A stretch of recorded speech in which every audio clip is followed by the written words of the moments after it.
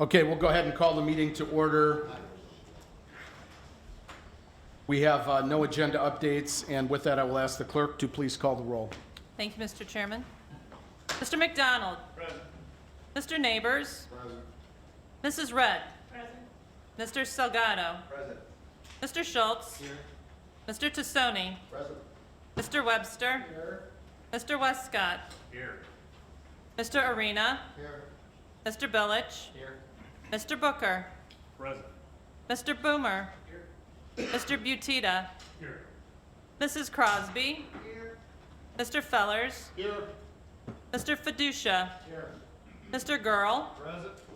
Mrs. Gorel. Present. Mr. Hoffman. Present. Mr. Kelly. Here. 20 present, Mr. Chairman.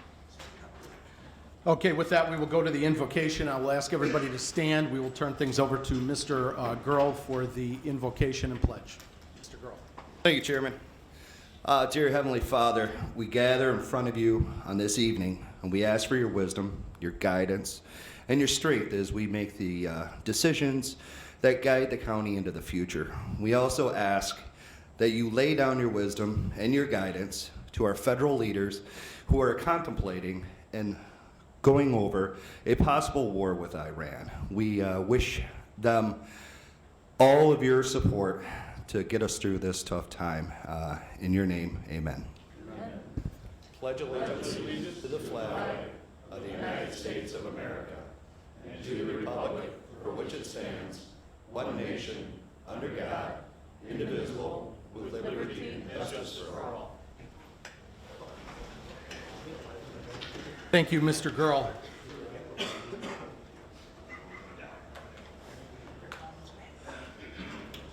We have no public comment. Nancy Edwardson is here, so we do have a public comment.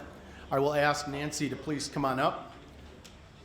Well, Nancy is coming up. I'll read our disclaimer. Comments shall be limited to 3 minutes.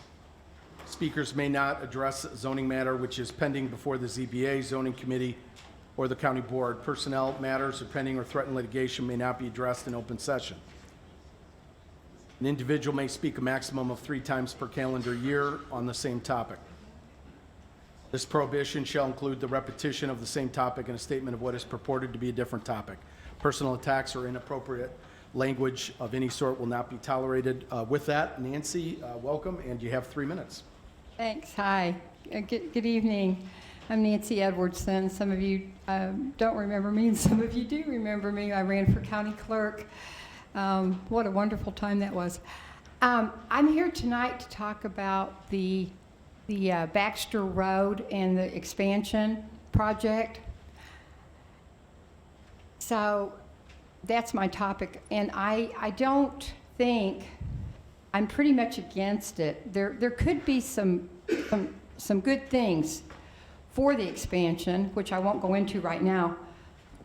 I think the main issue would be that the 2.6 million approximate dollars that we have allocated for it, according to the Register Star, that's a nice amount, but I really don't think that it's a good time to invest in all this infrastructure. And I just think that I know that January 23rd, Mr. Chapman said he would have the ordinance, the bond ordinance ready. And I just wanted to state my opinion because, you know, our taxpayers are not always happy. And I don't know, I just think it's not time to do an expansion for that area, for the Baxter Road expansion. I just, you know, that's just my opinion. A lot of people are going to be for it. I can see that. I think it would be a disaster. And I just appreciate your time and thanks for listening. Thank you very much. Thank you very much, Nancy. Appreciate you coming in tonight. With that, we'll move on to our next item of business, board member correspondence. Any board member comments this evening? Seeing none, move on to chairman's report. I just have a quick item I'll pass along. I forwarded to Mrs. Gorel, Dr. Martell, I believe Steve as well, a request that I received from some of the folks who have been involved on the mental health discussion. Obviously, back in November, we formed a mental health board. The board approved that. In December, the board voted, I believe, 16-2 with 2 absent to put a question on the March 17th ballot related to mental health funding. The group that was involved in the December discussion has communicated, I believe, with multiple folks, including myself, regarding some thoughts on potential changes to, among other things, the board structure. I did forward that to some folks to take a look at, including the caucus chairs. I know there'll be some discussions, but I just wanted to make sure if that's not on your radar. I know that caught a little bit of news attention as well, and I just wanted to put it on your radar tonight with more information coming in the near future. So just wanted to put that on your radar there. One of the noted items was a requested change related to the appointment process, where the city of Rockford would have 4 appointments, the county would have 5 appointments. There were some other items noted, and I did again get that to the caucus chairs, to Mrs. Gorel, who's been pretty involved in this and also serves on the Winnebago County Health Department Board, as well as Dr. Martell and Steve Chapman. With that, I will move on to announcements and communications. Clerk Emma. Mr. Chairman, the items listed below were received as correspondence. We will place those on file. Next item of business, consent agenda, item 10. There's 3 items on the consent agenda: raffle report, approval of the November 26th minutes, and the layover of the December 19th minutes. May I please have a motion to approve all 3 items in the consent agenda? Mr. Fellers on the motion, Mr. Billick, thank you, on the second. We have a motion and a second on the 3 items on the consent agenda. Any discussion or questions by board members? Seeing none, all those in favor signify by saying aye. Aye. Any opposed? Motion passes. Thank you very much. We'll move on to our next item of business, County Administrator's Report. Steve, do you have anything? Thank you, Mr. Chairman. I have no report tonight. As far as departmental updates, I would request that Mr. Gettner be able to speak.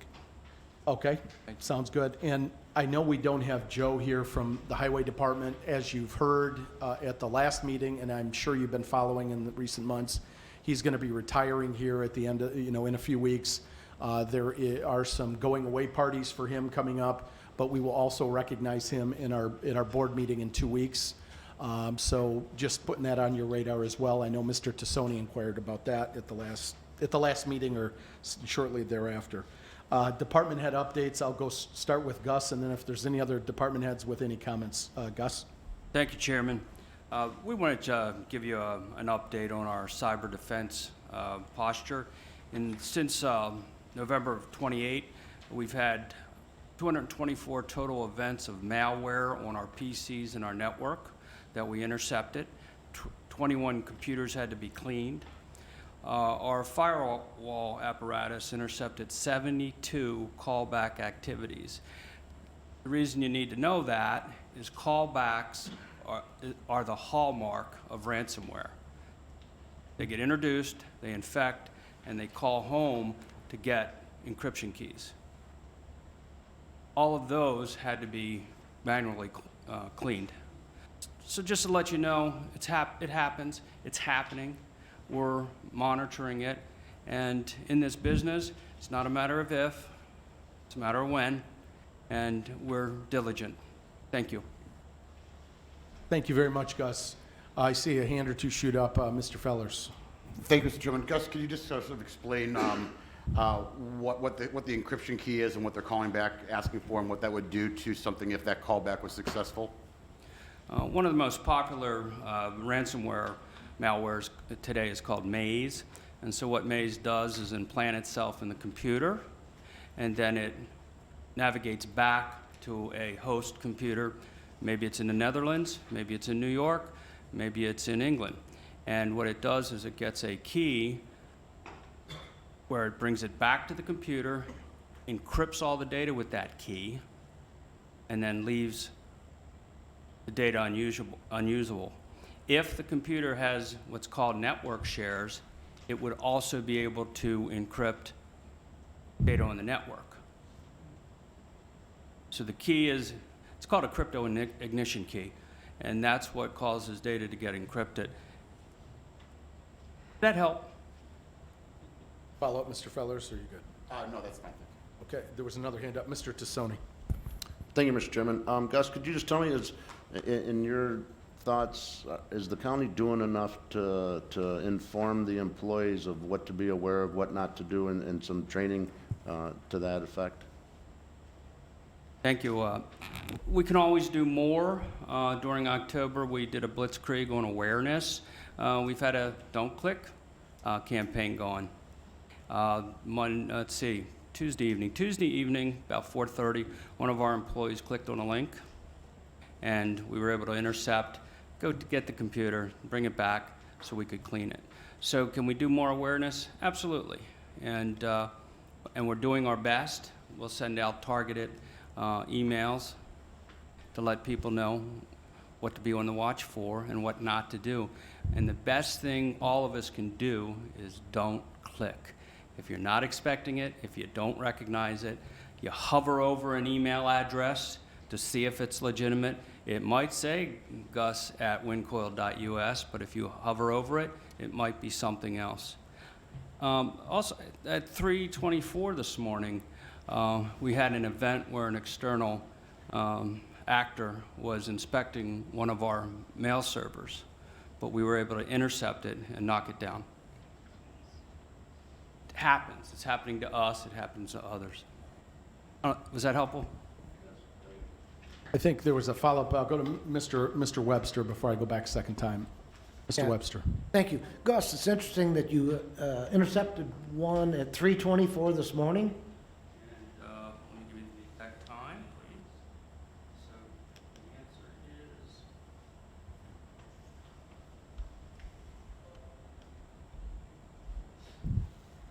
almost there. 3:37. So are you, somebody on staff is physically on duty at that time of day, or is this automatic? Not physically on duty. We have the apparatus letting us know electronically on our phone, and the gentleman on call last night, Adrian, who was on call this week, Adrian Cosgrove, he got up at 3:37 and looked at the circumstance, and it was blocked. Oh, that's So great. yeah, we wake up to those things because we're not 100% confident. No, but the fact that you're doing something 24/7 Oh, is yeah. very impressive. I thank you for that. Oh, you're welcome. Thank you. Thank you, Mr. Webster. A follow-up, Mr. Fellers. Thank you, Mr. Chairman. Gus, sorry to keep you on the spot here. Just kind of following up on that as well, could you kind of just give an idea of the average age of most of our PCs, our servers, firewalls, FireEyes that are currently in operation? Average age, 7 years on the PCs. Our firewalls are end of life in April. Our servers, we've been on an exercise to eliminate physical servers in favor of a large clustered virtual server environment. Those servers are sub 5 years. We try to get at least 5 years out of PCs and at least 10 years out of servers. So that's what we've been doing the last 15 years. But our PCs, 7 years plus, on average. Thank you, Mr. Fellers. Just to follow up, I believe it was in October, Gus, if not September, you came and addressed the board about just an IT update. At that time, you were asked and answered, you were asked what was the potential IT capital needs over the next few years, and I think you gave a range or a number. Could you give that number again, just so we're putting that on the record since we're touching IT tonight? The 5-year IT cap plan is $10.2 million. Okay. Of course, it's not approved, but it's been to the table a number of times. Okay. You're saying there's 10 million in IT need over the next 5 years? Okay, Yes, sir. okay. Thank you very much. Any other questions for Gus on his comments? Any other department head related updates? Thank you very much. We'll move on to our next item of business. Standing committee reports, Finance Committee, Mr. Salgado.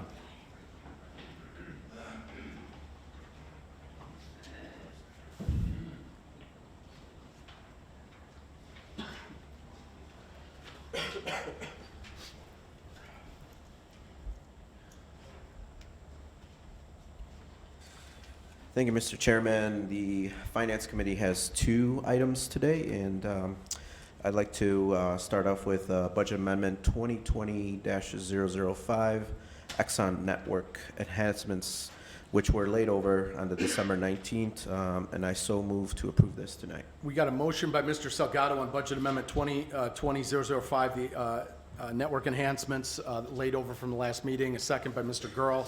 The item is now before the board for discussion and comments. Any comments, questions by board members?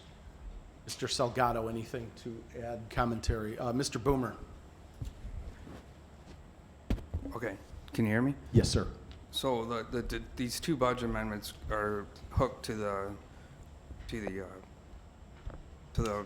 Axiom deal, and when we were presented it, obviously Gus did say it would cost more, but the other one is an actual extra, so I will be voting no for both of them.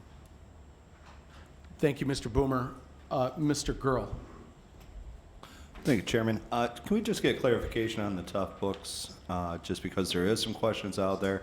I heard these were needing to be replaced anyways, and nothing to do with the Axion agreement, and I was just wondering if Mr. Karner can confirm that, or maybe Mr. Gettner? The item, if it's okay, and Sorry, yeah. correct me if it'll Yep. be, if this in any way impedes your vote. No, But- I'm sorry, I see my error there. I'll hold that question back until we get to that item. But it's coming. Yes, And we'll thank get you. it for sure. No, thank you very much. So the item is the network enhancements. Item 2, Mr. Fellers. We'll come back to that for sure. Thank you, Mr. Chairman. And just to clarify, Mr. Salgado, this is an additional $133,000 of unbudgeted dollars that we'll have to spend further dipping into our reserves, correct? That is correct. Thank you. One of the questions I have that I just want to make sure I'm clear on is, it's the Axon network enhancements.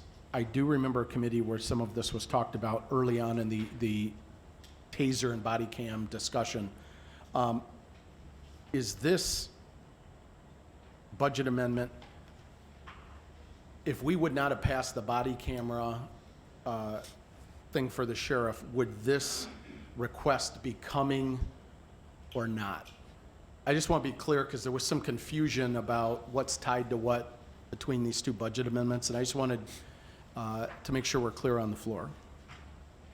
Gus, or anybody else? Gus? Thank you, Mr. Chairman. The Axon initiative accelerates the need to do enhancements to our network. The 5-year cap plan that's not approved, sidebar, Baker Tilly said we should get on with it, has us doing a thorough upgrade of our infrastructure, our network infrastructure. So it's in the plan. But it was sped up because of the board Axon. approval for, okay. Nope, Okay. I want to have flawless usage of Axon. Understood. Okay, thank you. Mr. Fellers? Thank you, Mr. Chairman. Gus, you've mentioned the 5-year capital plan needs for IT. I'm not one to think that we need to be doing this piecemeal, but that this board needs to move forward ASAP on a capital plan, and that these expenses should go towards that capital plan rather than continue to hit the general budget. For that, I will also be a no. I think we should be doing this all at once across our entire systems and get it done all together rather than piecemeal here and pick and choose which departments get upgrades, which one don't. Thank you, Mr. Fellers. Any other comments by board members? Yes, Mr. Arena. Thank you, Mr. Chairman. Mr. Chapman, how much money do we have left in reserve? Steve? You know, approximately, I mean, not. Are you talking about what, our general fund, or? So, well, the money that would go towards this has to come from money we have on hand, right? We're gonna dip into whatever reserves we have. I'm wondering, how much longer can we be dipping into the reserves before they're gone? Steve? Well, it depends on where our expenditures end up at the end of the year. I think we had projected in our budget, I don't have it with me, but I think the general fund budget was like 21 million, which covered, the cash flow needs for both the general fund and the 1%. But anytime you have, where your expenditures are exceeding your revenues, obviously that money's got to come out of your fund balance. So this is, I think, a relatively small amount, and I think that's why we went forward with it to be able to, go forward with the Exxon or the Axon project that we have. And, we did talk about this at I believe, the Finance Committee, and at that time, I think Gus tried to give us our best estimate. So I think it's not a secret that, the need was there for these particular items. So I understand, but so if this year, say we spend $1 million more than we bring in, do you know how much that will leave us with on hand after? Well, that would leave us with, let's say, 20 million. I mean, 20 million. It's, every time you have a deficit such as that, it's going to reduce that fund balance down. Okay, Yeah. thank you. If I may, Mr. Chairman. Yes, Mr. Salgado. Yeah, just think about it this way. We were at deficit, right? 700K, I want to say. So it just adds to the deficit. So in the real world, if revenues and expenditures, we start at $700,000 deficit, and then we just keep it into the reserves, so we could be at $1 million based on this 100. So now you're talking 900 and so forth on these budget amendments that weren't part of the budget. So that's one way to look at it. But in the end, we are at that threshold that, we're okay, right? But the ultimate goal is not to continue to eat into reserves. And that's where, we're trying to make sure that we account for everything. So just put it in another perspective, 700K in deficit, it just keeps adding to that deficit. The more budget amendments we have, the more it increases. Overall, if revenues come in higher than what we expected, that deficit obviously could shrink, right? Depending on what revenues exceed expenditures. So just think about it that way. Thank you, Mr. Arena. Mr. Fellers. Thank you. Yeah, I think, based on what we budgeted for expenditures and budgeted for revenue with the additional budget amendments we have, we're already probably close to $1 million in additional deficit. And again, that's assuming that things continue, that our revenues are as rosy as they were in our budget. It could be worse. Where are we against our minimum fund balance that we've set to maintain our bond rates? I think that's the better question there. If we're at $20 million potentially in our in our fund balance, where does that sit against what our minimum is as per this board is dictated? I'll take that and then jump in, Mr. Salgado or Steve. Is the night we passed the budget, it was said on the board floor that we would be projected. So when everything shakes out on a projection basis, at or slightly ahead of our 3-month board policy of cash balance. That's what I distinctly remember at the passage of the budget. We are a quarter in. I'm sure they're closing out the first quarter financials, and it would be probably a great idea next month to have an update on how Q1 went on revenue and then balance it out and get a little bit of an update at a board meeting. I do remember that, but I don't want to cut off Mr. Salgado. Yeah, from my recollection, I think it was like $2.5 million above the threshold. So if we continue to, if we're at 1 million, subtract that, we're at 1.5 at that 25% threshold. From my understanding, recollection, where we ended up with the budget projections. So we were at 2.5 over that 25, right? We want to be as much as we can, so that's the recollection that I had, the knowledge when we did the budget. Any other follow-ups on that, Steve? I believe you spoke accurately in terms of the chairman and the chairman of the Finance Committee in terms of the dollars. I don't have the numbers in front of me, but I believe those are accurate. I guess one question that's come up was, and it's not a setup, Mr. Carner, at all, so I'm just asking the question to get it on the table, is we knew this request was coming in the budget process. so it's not a surprise that we had a body cam discussion early in the new year. Why wasn't that factored into the budget or part of the budget discussion? And I'm asking, I don't know the answer to the question. It's not a side shot, a cheap shot at anybody. But I do know that this topic has been raised off the board floor as to why the dollar discussion now, and I'm just asking to put it on the record. It was discussed by Mr. Gettner made a presentation to the committee. Yes, it was after the passage of the budget. I'm just asking, why was this not budgeted? I'm asking you, I'm asking Steve, I'm asking Finance Committee, if we knew this was coming as a board, we knew this was coming as a department administration, then was there discussion in the budget process about this rather large expenditure? Mr. Gettner accurately reported separate from the budget process after the fact that this was coming. That is a fair statement. But I do know I've heard a board member mention that, well, why wasn't this discussed in the budget process? And maybe there's a great explanation. I'm just asking. Well, during the budget process, we were still investigating which vendor we should go with. Okay. And deciding on the specifics about what type of tasers, what type of body cams, what type of squad car cameras, what type of hardware we need, what type of software we need, and which vendor we needed to supply it. We were in discussion with those people for several months as we have informed the board. Okay. Thanks. You just weren't ready at that time, so I understand. Any other questions or comments by board members? Yes, sir, Mr. Fellers. Sorry to belabor the point, Mr. Chairman, here, but if we are at the end of the quarter here and we're looking at potential projections on revenues from the first quarter coming out, I would much rather not have to approve or not approve something here ahead of time until we see what the revenues look like after the first quarter.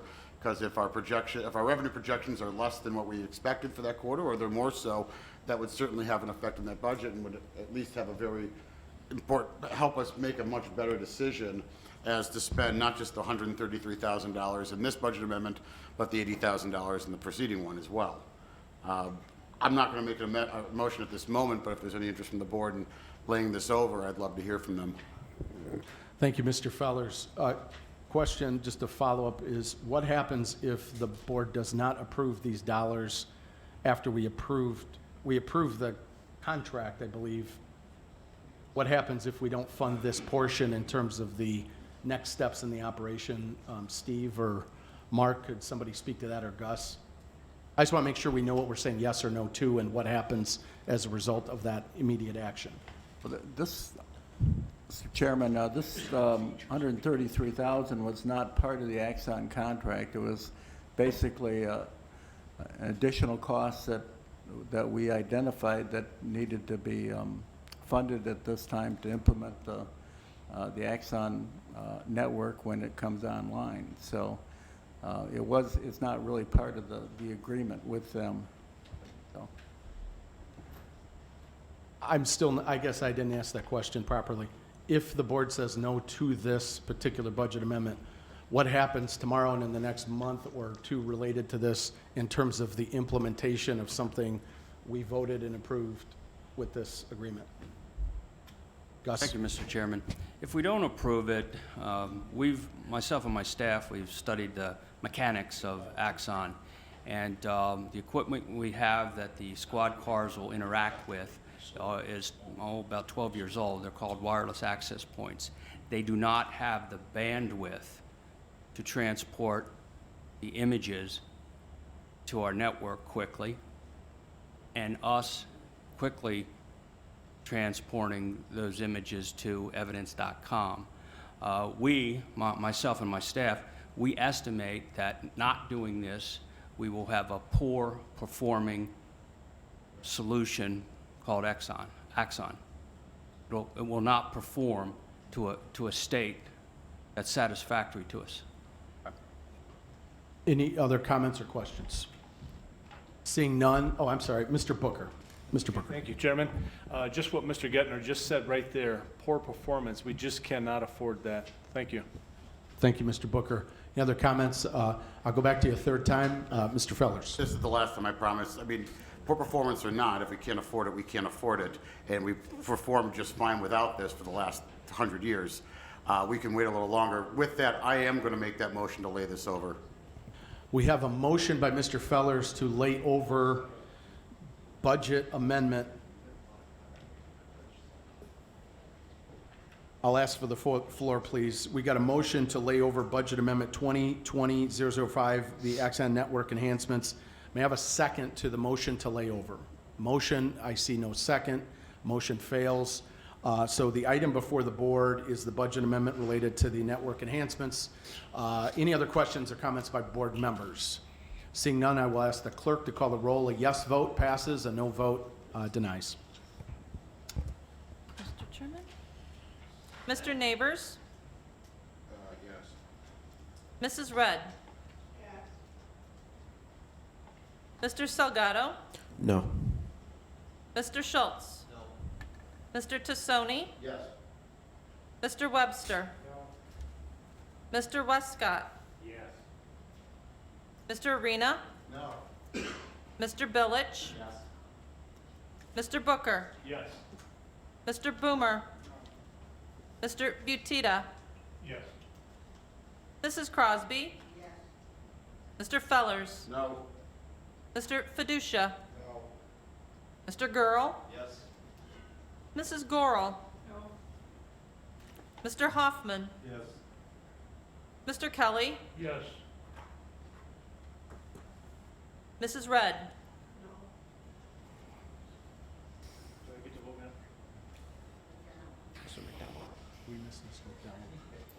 Did we miss Mr. McDonald? I'm sorry, Mr. McDonald. Could you put me down for a yes, please? Thank you, Mr. McDonald. Oh, you just broke the tie. Well, the motion fails because there's 14 votes needed on a budget amendment, and there were, I counted 9 no no's. votes. Correct. So the motion fails. I'll turn things back over to Mr. Salgado. Thank you, Mr. Chairman. Our next item is Budget Amendment 2020-006, Tough Book Replacements, which was laid over December 19th to this meeting, and I so move to be approved. Motion by Mr. Salgado, Budget Amendment 2020-006, Tough Books Replacements, second by Mr. McDonald. Item is now before the board for discussion.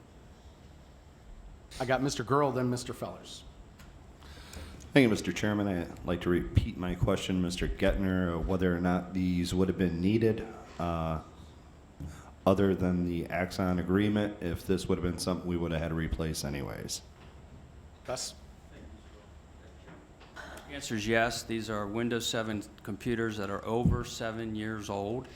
And we MacGyver stuff, and we take these type of devices and see whether or not we can transmute them into better performing devices. And in the case of the Panasonic CF31s, we're unable to make them operate with current software. Thank you, Gus. Follow up, Mr. Girl, you good? Thank you. Mr. Fellers. Thank you, Mr. Chairman. I'll repeat the question that you asked in the last one. Why, if we knew that these had to be replaced, why were they not included in the budget? That would probably be maybe a Gus question. It's discussion in the budget process. Steve, Gus?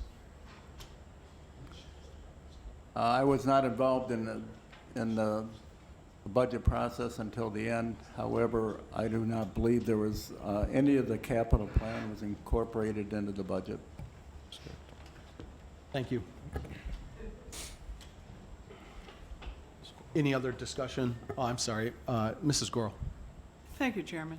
IWAS is not included in the sheriff's budget.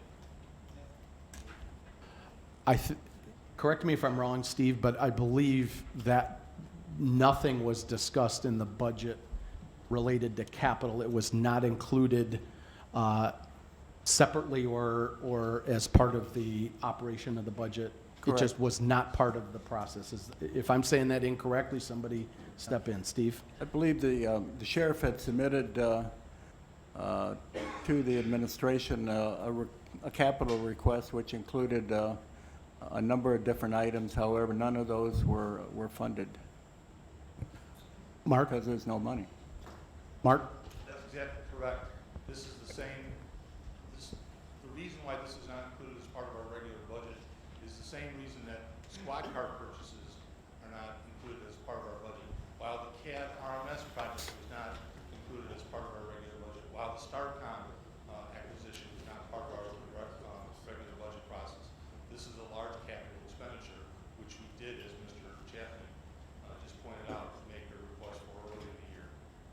Thank you. Thank you very much. Follow-up, Mr. Fellers. I'll say this that I've said before, I'll say it again. If we're not including this in the budget and then we go back and add on and keep spending more money on top of what we budgeted for, then what's the point of actually having a budget?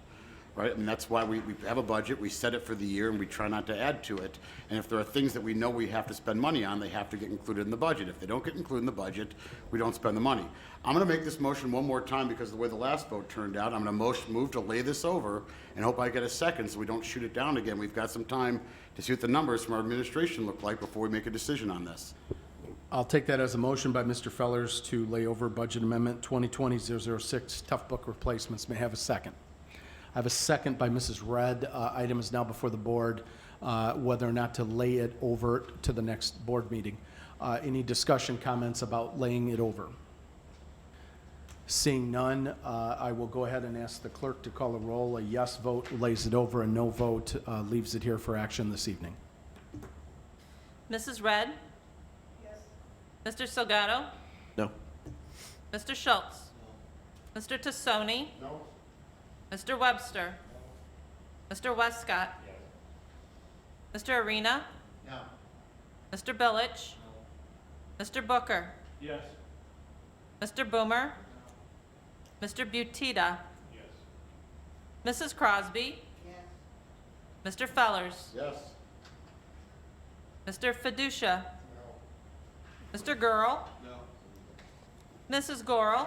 No. Mr. Hoffman? No. Mr. Kelly? No. Mr. McDonald? No. Mr. Neighbors? No. Motion fails. Motion fails, so the item will stay right here for action this evening. Any other discussion, comments by board members? Seeing none, I will ask the clerk to call the roll. A yes vote passes the Tough Books, a no vote denies it.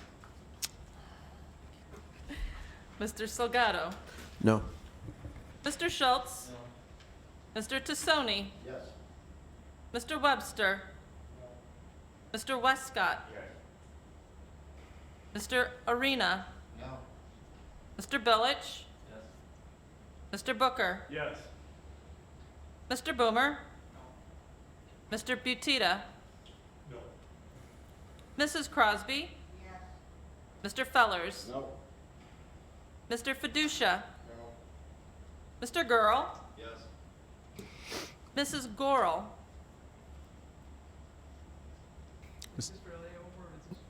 This would be to pass it, yes? No vote denies it, okay? Mr. Hoffman? Yes. Mr. Kelly? Yes. Mr. McDonald? Yes. Mr. Neighbors? No. Mrs. Red? Motion fails. It would take, because there was more than 6 no votes, it takes 14 votes out of 20 members to pass a budget amendment. Motion fails. I'll go back to Mr. Salgado. Thank you, Mr. Chairman. Believe we have Thursday a finance committee coming up, so more exciting things to come. Thank you. Happy New Year, everybody. Thank you, Mr. Salgado. Next item of business, Zoning Committee, Mr. Webster.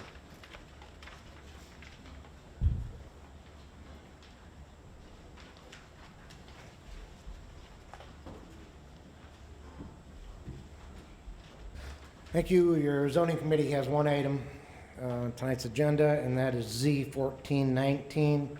It's a map amendment that has been laid over. One approval by ZBA and denial at zoning committee. I so move. We got a motion by Mr. Webster on Z 1419 map amendment. May I have a second, please? Mr. Boomer, Mrs. Gorel on the second. I think I saw Mr. Hoffman as well. Item is now before the board for discussion comments. Yes, Mr. Boomer. Okay, yeah, like I said last week, this is, the 7.32 acres is like within one house of my house, so I don't see a problem with it. Obviously, some people do, but like everybody says, hopefully since I don't see a problem with this in my district, hopefully they would vote for it, and that's my 2 comments. Thank you. Mr. Boomer, Mrs. Crosby. Chairman Webster, give us the rationale for the zoning committee not agreeing with the Board of Appeals. You know, I've talked to a number of board members about this already, and so I'm going to let Troy give you the explanation, because I've talked all blue in the face. Troy? Troy, and then Mr. Boomer has a follow-up. Troy. Thank you, Chairman. Staff encouraged the county board to follow their adopted 2030 plan policy and leave the site as currently zoned, which already allows for a home. Additionally, the existing zoning is consistent with South Beloit's plan. Would you say that's an accurate representation of the zoning committee, Mr. Webster? Yeah, that's pretty much the position that the committee took was, you know, we spent over $1 million to do our 2030 land use plan. That was well over a 2-year process for that. And then the accompanying UDO, Unified Development Ordinance.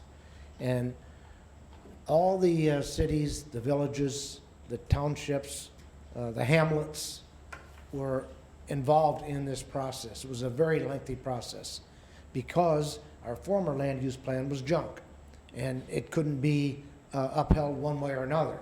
So this process was a process that was done by professional planners as well. And so we wanted to get everyone involved in that so that we could get a clear vision of what the county plan would be for land use. And so through that, we came up with a new land use map. It's color-coded if you've never seen it, and that was the vision also of what, like I said, the other communities had.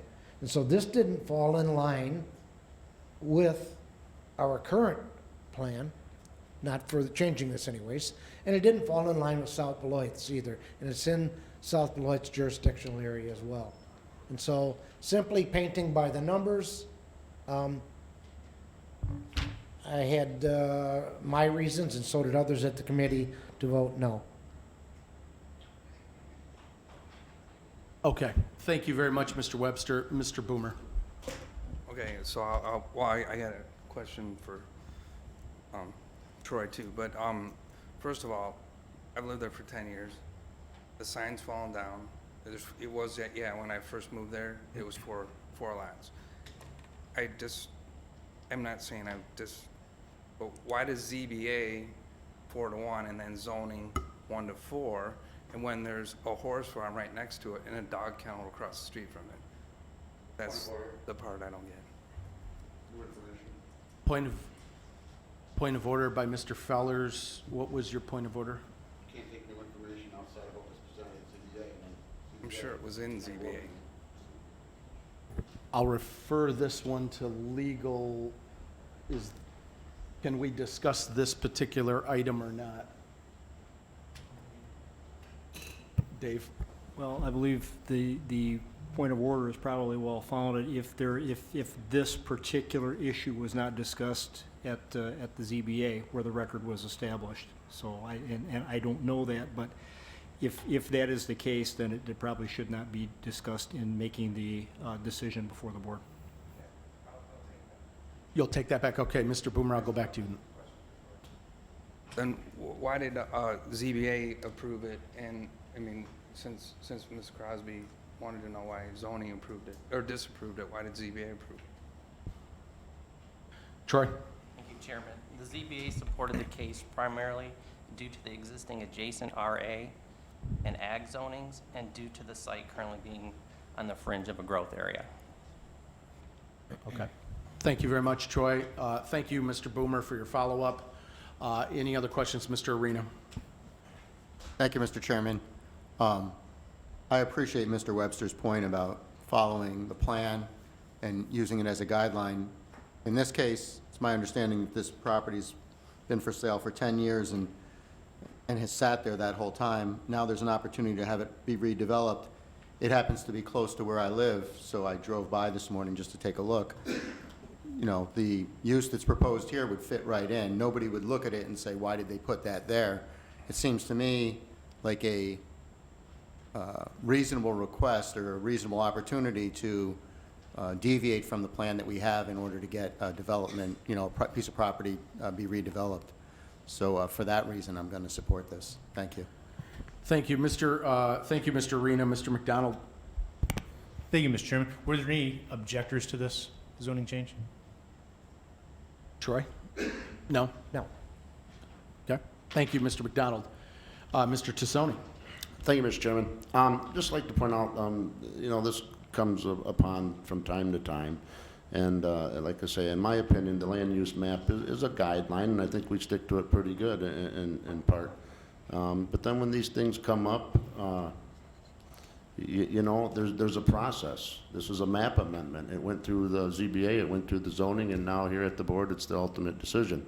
So just, it's for everybody to make their own mind up on. If it was an absolute, something that we couldn't do, there wouldn't be a process for a map amendment. So, and furthermore with that, as I've requested in the past, show respect for the board member that represents that district and lives in proximity and is just trying to support his residents. So thank you. Thank you, Mr. Schultz. Thank you, Mr. Tassoni. Mr. Schultz. I was really not wanting to enter the fray, but based on the last But couple here of you are. comments, I have to. When we talk about the land use plan as a guideline, that completely eliminates the purpose for the land use plan. It either is or it is not. And this is for developers to make decisions about where they put items, where they don't put items, where they can and where they cannot. It influences buyers and sellers in every transaction that we have in our entire county. Some of those transactions, it's more top of mind, others it's not at all. The relative politicization of this process historically is why there are a couple of key items in my district that I opposed that were voted for by this county board for political reasons, not because it was the right thing to do, and it was not in alignment with the land use plan. So I have strong feelings, obviously, about this. I would beg us to stick with the plan. It's there for a reason. The municipalities had input, as Mr. Webster already said. Thank you. Thank you, Mr. Schultz. Any other questions, comments by board members? Mr. Billick. Thank you, Mr. Chairman. I'm just going to go ahead. I'm going to say that I echo that we have to abide by a plan. At the same time, I will disagree to a certain extent. Even during my tenure on the ZBA, I will say this, that the 2030 land use plan is a great plan. It is a future plan. It doesn't always address exactly what is going on in that area as far as what the zonings are and what the zoning usages are. So as much as I do agree with Mr. Schultz's statement that we need to follow the plan as much as we can, I also do agree with Mr. Tassoni as far as that plan does not always address what is currently in today going on. There are certain areas under that plan that are actually designated as commercial that are currently sitting as agricultural. And so I'm going to go ahead and I'm going to say that I'm in support of what the ZBA decided on this one. Thank you. Thank you, Mr. Billick. Mrs. Gorel. Thank you, Chairman. If you all read the zoning committee, read the whole document, you will see that this is commonly known as 7908 and 7966 Manchester Road and 14640 and 146, these have already been a platted subdivision, more or less, because they all have addresses to it. So what they're trying to do is eliminate all those lots, which are 5 lots, I think, or something like that, and put it all into one. But this has already been subdivided. So it's something to think about before you vote on it. Thank you. Thank you, Mrs. Gorel. Any other questions or comments by board members? Mr. Fellers, I'll go back to you a second time. Thank you, and I think Mr. Gorel, just to echo what you said, by subdividing, this has been planned for there to eventually, as this region grows, as South Beloit grows, as the population up in that area grows, that there won't be one house on this property, there will be 4 of them as it's divided up. So, because there is if you look on the maps, as was submitted in the ZBA, there is a subdivision that is right there and it is growing, right? This would, essentially put a large property in the middle of a growth area. This is why I voted against it in zoning committee, and why I'm going to continue to vote against it tonight. There's a reason we stick to the plan, right? There are other parcels around this that will be affected. And there are other growth plans around these parcels that will be affected, you know, by making this map amendment. And just a quick question for Mr. Kurlinkus, because this was split out as both ZBA and zoning committee, is it a simple majority or does it require a supermajority? Dave? That's a good question, Mr. Fellers. I was just looking at my cheat sheet here, and according to that, Steve, correct me if I'm wrong, because I know you're expert in this thing, or Troy. Because there was no objection filed, and because it passed at the ZBA, this would require a simple majority. That's the way I'm reading these rules. Is that correct? It will not require a supermajority. Simple majority. Mr. Fellers. Simple majority of members present. Mr. Boomer on a follow-up, and then I'll go to Mr. Arena second time as well. Mr. Boomer. Okay, so to respond to Mr. Fowler's, that since I live right there, I think I know more about the real estate there. They're selling more, or there's more houses for sale. So anybody, I mean, that lot has been there forever. There's a neighborhood just south of there that's got 56 lots that is tied up by the sanitary district. There's a neighborhood, I mean, there's tons of lots there. Nobody's buying them.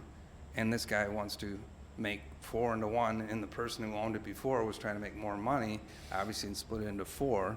So I don't see your justification by saying that somebody's going to actually buy those 4 lots. Thank you, Mr. Boomer. Mr. Arena. Thank you, Mr. Chairman. Yeah, also to just respond to Mr. Fellers, what I saw to me looked like putting 4 houses on that piece of land would be more out of character with the rest of the area than just putting one large property. Mr. Fellers, on a point of order. And your point of order is? We cannot introduce new, you guys driving by and then saying, well, I think it's this, I think it's that. There is ZBA testimony that was given. We vote on this the same we vote in zoning committee based on the testimony of what happened at the ZBA, not what, you know, you feel as you drive by and look at and what your opinion is. I will. That's the zoning, those are zoning ordinances. I will ask, I'm going to refer that to Dave. Your thoughts, is that out or in from your perspective? I would say that Mr. Fellers is correct. You can't just go by subjective observations that are made that were not put in evidence at the ZBA. Thank you, Mr. Fellers. We'll honor your objection. I'll go back to Mr. Arena. Any follow-ups? So I'm just again saying that in this case, it seems appropriate to deviate from the plan. Thank you, Mr. Arena. Mrs. Crosby. Chairman, may I call the question? Yes, there's a motion to call the question. May I have a second on calling the question? I see several hands. Mr. Kelly, Mr. Westcott, we've motion and second calling the question, which would end discussion. And with that, a yes vote ends discussion. All those in favor of calling the question signify by saying aye. Aye. Are there any opposed? I'm taking that as a unanimous vote to call the question. Separately now, since we've ended discussion, we will vote on this matter. A yes vote passes this item, Z1419, this map amendment. A no vote would deny it. And with that, I will ask the clerk to call the roll. Thank you, Mr. Chairman. Mr. Schultz? No. Mr. Tassoni? Yes. Mr. Webster? No. Mr. Westcott? Yes. Mr. Arena? Yes. Mr. Billich? Yes. Mr. Booker? Yes. Mr. Boomer? Yes. Mr. Butita? Yes. Mrs. Crosby? Yes. Mr. Fellers? No. Mr. Fiducia? Yes. Mr. Gurl? Yes. Mrs. Gorel? No. Mr. Hoffman? Yes. Mr. Kelly? Yes. Mr. McDonald? Yes. Mr. Neighbors? Mrs. Rudd? Yes. Mr. Salgado? Yes. 15 to 5. Motion passes. Thank you very much. Mr. Webster. Thank you. Real quickly here, our next zoning committee meeting won't be till February the 26th. And if I could, I just want to comment quickly here on this zoning. this zoning over the years is one of the things that have torn boards apart more than anything, okay? And so I mentioned at caucus, and I meant it. I don't have a dog in the fight, okay? I paint by the numbers when it comes to the zoning. I follow our ordinance. I generally try to follow it as closely as I can, because that's why we have it, okay? So with that, I heard it said a couple of times, why did this committee vote that way and you guys voted the other way? The one thing I will tell you about zoning is that when we go through these zoning processes, oftentimes people look at things and they come to a conclusion logically, but oftentimes zoning is emotional. So people come in to the zoning board of appeals and sometimes they're almost in tears. Now that affects people sometimes, the way they think about things and the way they look at things. And so from the beginning of doing zoning, 20 whatever years ago there, I had to learn this. Separate your emotions from, you know, what you're actually dealing with there. And so sometimes that's why things happen at one level differently than they do at the other. And that's all I got to say. Thank you all. And Happy New Year. Thank you, Mr. Webster. Next item of business, Economic Development Committee, Mr. Billick.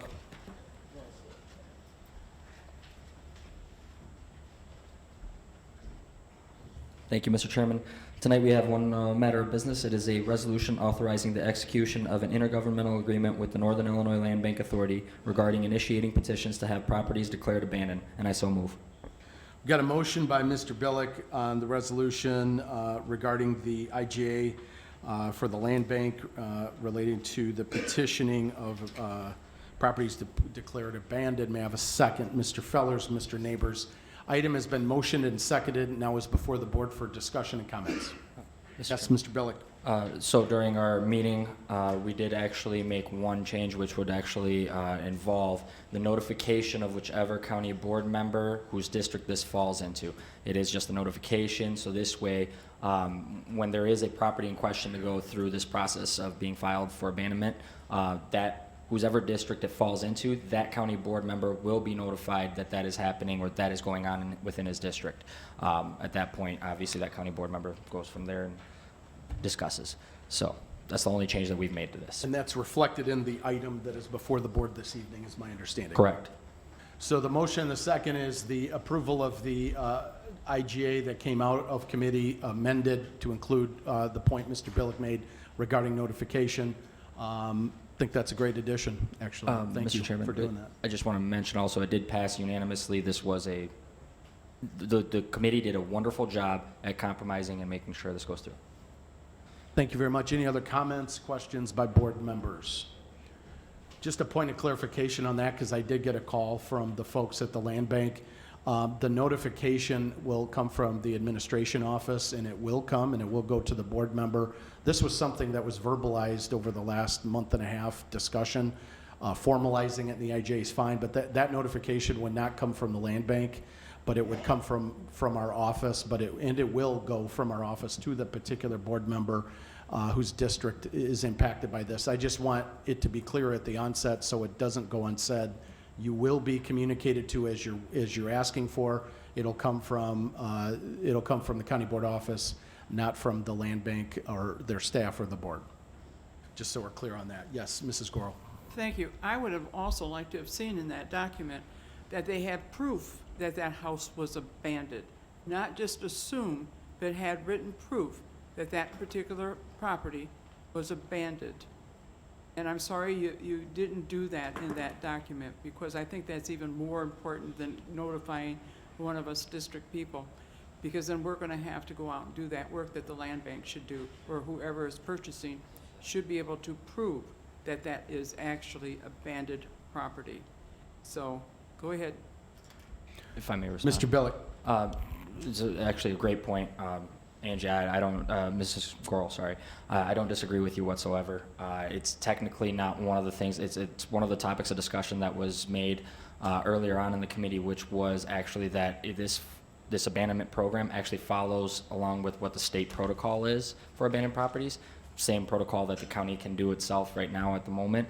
As far as proof to the county board or anything like that, that's not something that this resolution, or maybe we could have added it in, but we were under the understanding, after discussing it multiple times, or at least mention of it and having a discussion on it, we were under the understanding that that's actually pursuant to the state law. They have to prove that it's abandoned. The proof is with, obviously, that person who's living in that property would actually have to go to the court case, and obviously they would be subpoenaed and everything else like that. So as far as my understanding goes, that was asked. It wasn't really hung up on, so I do understand your concern. I agree with you. It wasn't something that was a big topic item on this for discussion, so. Thank you. Ms. Gore, any follow-up? Yes, I will follow up on that. Thank you.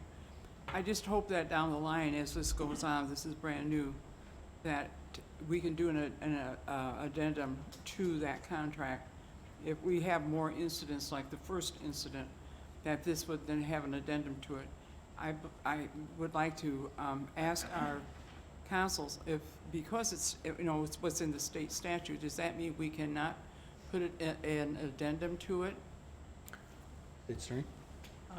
Thank you, Mr. Chairman. The resolution was modeled after the statute which addresses abandoned properties. And just a little caveat, what we may think of in our mind as abandoned may be less in the statute by definition. So it doesn't mean that a property might be in disrepair with open doors and windows where rodents may have taken up residence there, but there is a definition within the statute regarding abandoned properties. And so we mirrored the statute in drafting this resolution that was requested.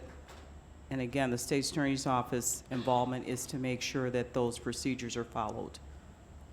But we do have the statutory references within the resolution. And so it is understood that the individuals will be following what the county could do on their own pursuant to the statute.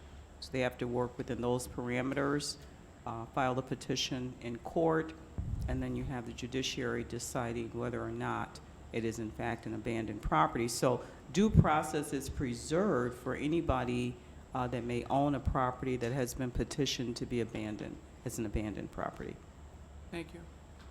Thank you, Mrs. Gorel. Any other follow-up? Mr. Arena. Thank you, Mr. Chairman. Just to give everyone context here. So, yeah, we're using the county's power, the land bank's using the county's power to declare a property as abandoned.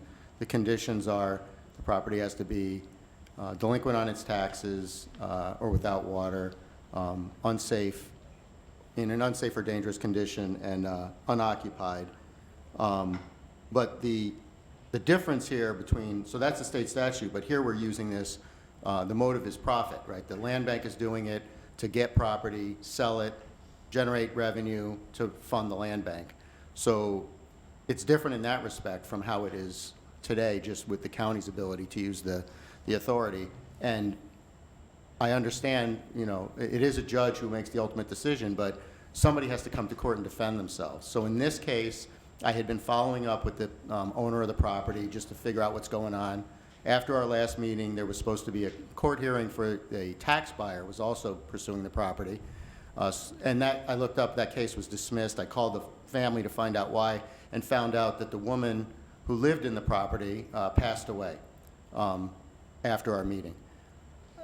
So my point is, somebody has to be available to come in. I assume maybe this was a case, or I'm guessing it was a long-term illness type of thing.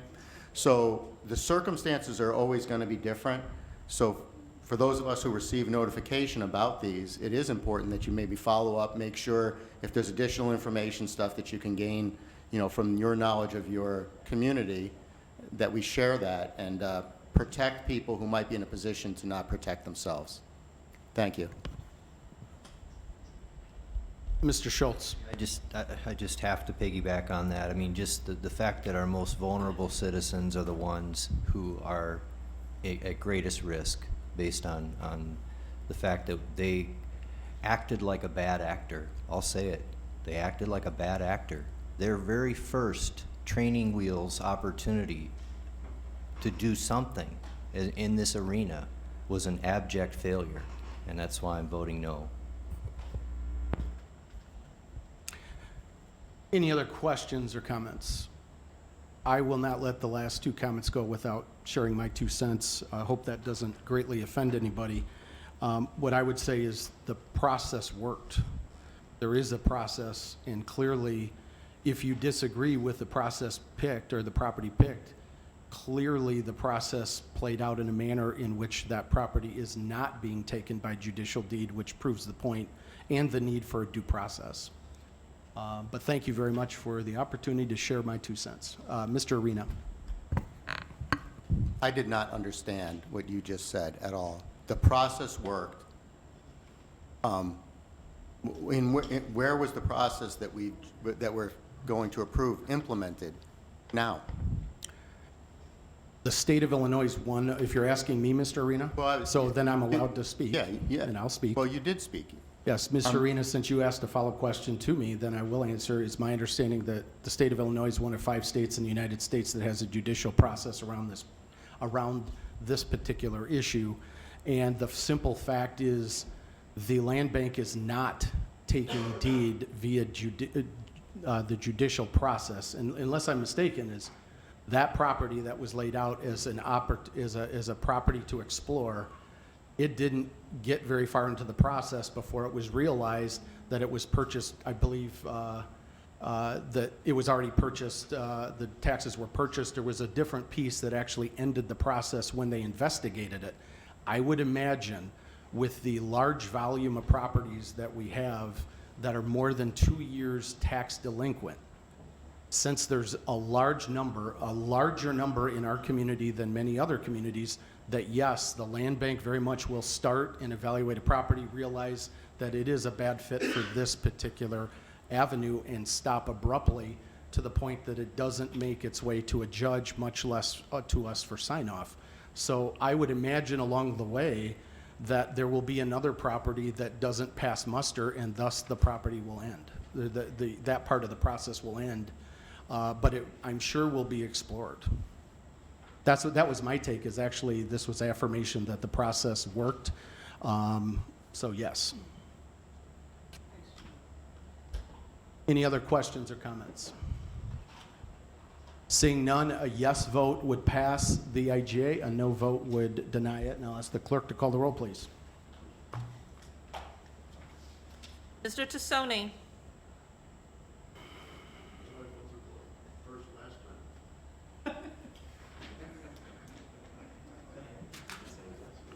The last time was Mr. Schultz. Mr. Tassoni. Yes. Thank you, Mr. Tassoni. Mr. Webster. No. Mr. Westcott. Yes. Mr. Arena. Yes. Mr. Billich. Yes. Mr. Booker. Yes. Mr. Boomer. Mr. Butita. Yes. Mrs. Crosby. Yes. Mr. Fellers. Yes. Mr. Fiducia. Yes. Mr. Girl. Yes. Mrs. Gorel. Yes. Mr. Hoffman. Yes. Mr. Kelly. Yes. Mr. McDonald. Yes. Mr. Neighbors. Yes. Mrs. Red. Yes. Mr. Salgado. Yes. Mr. Schultz. 2 noes, Mr. Chairman, 18 yes. Thank you very much. Motion passes. Mr. Billick.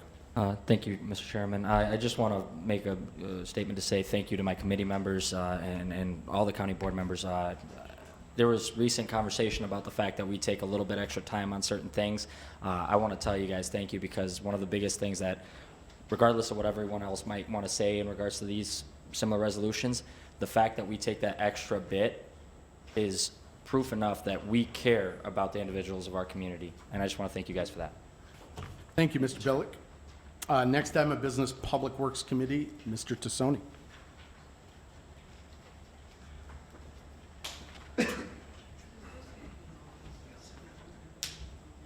Thank you, Mr. Chairman. Tonight, your Public Works Committee brings forth 2 resolutions. First item is 20-001, and it's a resolution of the Winnebago County Board appointing county engineer. I so move. We got a motion by Mr. Tassoni on 20-001, the appointment of the county engineer. May I have a second, please? Mr. Kelly, Mr. Hoffman, Mrs. Crosby, Mr. Fellers, and Mr. Girl. Item is now before the board, the motion and the second on the appointment of the county engineer. Would anybody like to speak to that? Maybe give a quick overview, if that's okay, Mr. Yeah, Tassoni? thank you, Mr. Chairman. Yeah, this is just tell you what I can say about it. I think most everybody's aware of it. Mr. Carlos Molina did pass his certification downstate that there was a process he had to go through to be eligible. Mr. Vanderwerf is ill this evening.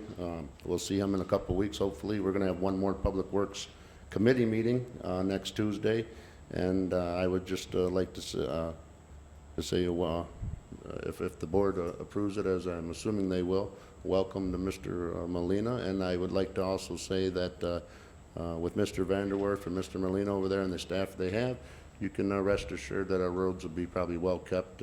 Just give them a little time to clean up the mess this weekend and drive safe as this first winter storm comes. Well said, Mr. Tassoni. Any other comments, questions by board members on the appointment of Carlos as the county engineer? Yes, Mr. Webster. Yeah, just kind of a follow-up on that. I've known Carlos for many years now. When I first got on board, and he was there then, and came and worked out a project right in our district there. Met with myself and another board member, and he's always been right on the spot, gracious to us, and answers all of our issues like almost immediately. So I really appreciate that, and then I echo your feelings there. I think we're going to be in good hands with Carlos Molino. Thank you. Thank you, Mr. Webster. I agree. Any other comments by board members, questions? With that, I will, all those in favor signify by saying aye. Aye. Are there any opposed? Motion passes unanimously, and congratulations.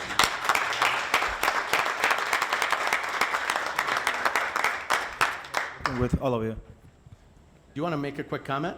Give you the floor for a quick second, Carlos. It really is a privilege working for the county. I consider it an honor, and working for the taxpayers, all the residents in Winnebago County, and I really look forward to working with all of you, continuing service in the Winnebago County. Thank you very much. Thank you. Thank you.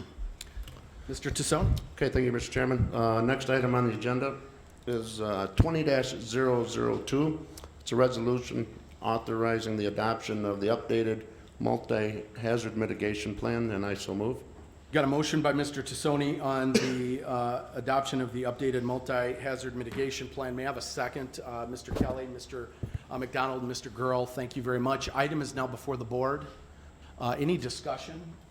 Yes, you want to give a quick overview? Yeah, Mr. Tassoni? just like to say this has been a very long, lengthy process, and I would just say kudos to the county engineer and his staff over there. It's finally came, but it's been quite a lengthy process, and it's a pretty thick book that outlines all the different hazards within the county, and there was some other municipalities that needed this to happen for their benefit as well. So, To thank you. follow up on that, I believe the Village of McChesney Park needs this passed. That will help them greatly in their efforts. So I know they send along their appreciation to the Highway Department as well for working and partnering on that. Any other comments or questions? Yes, sir, Mr. McDonald. Thank you, Mr. Chairman. Do you happen to know how often this plan needs to be updated? No, I couldn't tell you, but maybe Mr. Molina. I think 2014 was the last, but he could speak to it. Correct, thank you. This is an update to the 2014 plan. And we have to do this every 5 years. So we're right on schedule. Any questions? Comments? See those, all those in favor signify by saying aye. Aye. Any opposed? Motion passes unanimously. Mr. Tassoni. Thank you, Mr. Chairman. Like I said, next Tuesday, whatever date that is our next scheduled Public Works Committee meeting. Thank you. Thank you very much. Operations Committee, Mr. McDonald. Public Safety Committee, Mr. Booker. Thank you, Chairman. No report. I'm looking to schedule a Public Safety Committee meeting next Wednesday, the 15th. Thank you. And I did send you, Mr. Booker, I sent you an email regarding some public safety data, specific link to New York that I just wanted you to take a look at first. Mr. Fellers. Thank you. Mr. Booker, will we have an update from the state's attorney on the cannabis ordinance by that meeting with the changes to the resolution that we had put forth? Is there any update from the state's attorney regarding the cannabis ordinance? Which committee was that, and who in my staff and civil did you speak with? Public Safety Committee. Okay, who did you speak with in my office? Because I wasn't involved in that discussion. Okay, I think the state was continuing with trailer bills on the cannabis control, cannabis sales. So is there a question about the trailer bill? Mr. Fellers. Thank you.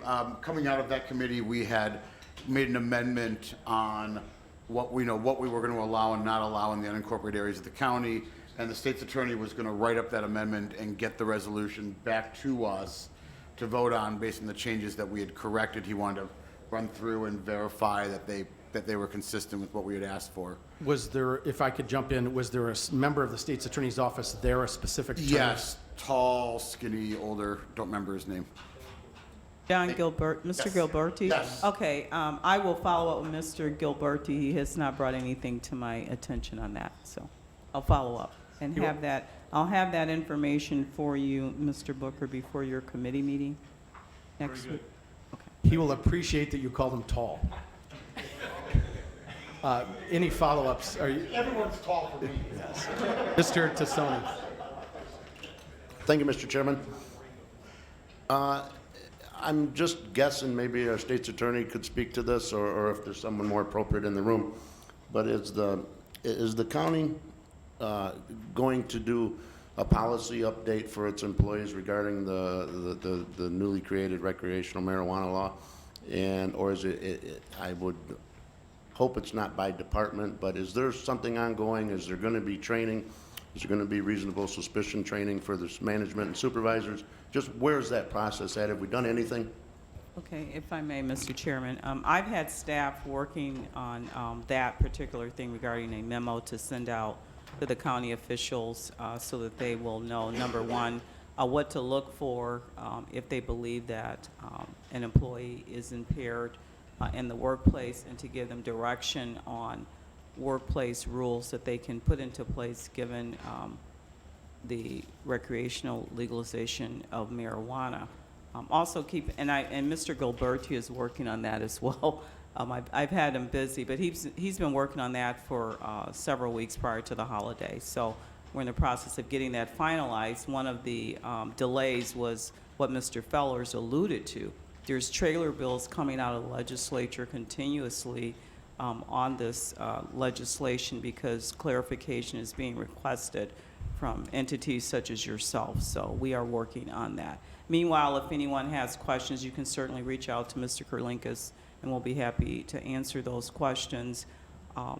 There's no exclusion for, entities receiving federal funds, have to maintain that zero drug policy within their establishment. And so that's also going to be included in the memorandum, but that's something for all of you to just keep in mind. Thank you very much. Any other questions or comments? No. With that, did we answer? We got everything dealt with, Mr. Fellers. We good on that? We'll move on to our next item, Personnel and Policy Committee. Mr. Fiducia. Mr. Chairman, I have no report, but I will be getting with the state's attorney to reference some of our policies reference the founded cannabis. By special request, Mr. Hoffman has asked me over and over again for animal stories, and I haven't done it for a while. So in December, we had 314 calls for service in Rockford, 98 in Winnebago County, 38 in McChesney, 39 in Rockton, 12 in Roscoe, 7 in South Beloit, 2 in Pecatonica, 1 in Winnebago, 2 in New Milford, and 4 in Cherry Valley, which makes 525 calls for service. It was a light December. We took 114 dogs, 102 cats, and 3 rabbits. We adopted out 67 dogs, and get this, 170 cats or kittens left our facility for Christmas presents, and 2 rabbits and 2 birds. And Mr. Hoffman, as soon as I get a pot-bellied pig, I'm bringing it to this board meeting. Thank you. Thank you, Mr. Fiducia. Any unfinished business? Bring them in. Any new business? With that, I'll entertain a motion to adjourn. Mr. Webster on the motion, Mr. Fellers on the second. All those in favor signify by saying aye. Aye. Thank you very much. Have a good night.